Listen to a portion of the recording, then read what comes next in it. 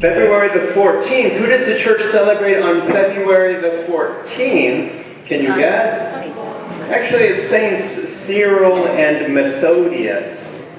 St. Valentine we'll come back to in a moment, because the church doesn't celebrate St. Valentine. We'll talk about why. The church actually celebrates every February the 14th Saints Cyril and Methodius. Have you ever heard of the Cyrillic alphabet? Yeah. The Cyrillic alphabet, an early Slavic alphabet. Who was it named after? Cyril. So Cyril and Methodius were 9th century. They were both brothers. Cyril and Methodius, they were both brothers. Born in the Greek-speaking Byzantine Empire. And they just had this desire to be missionaries.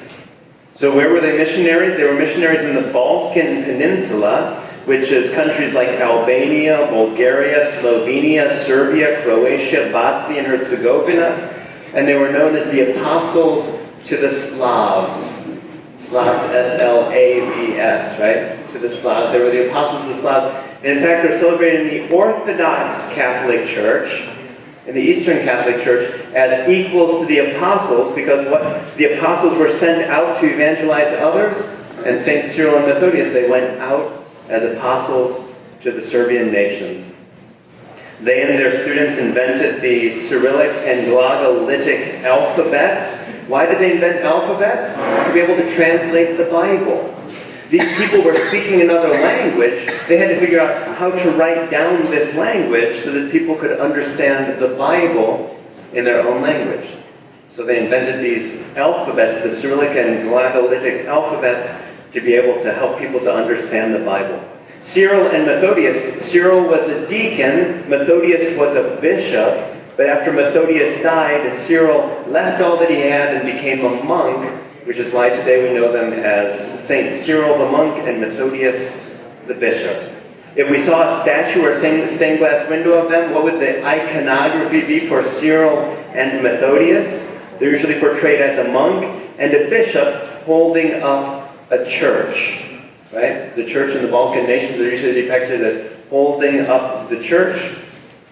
They're the patron saints of Orthodox and Roman Catholic unity.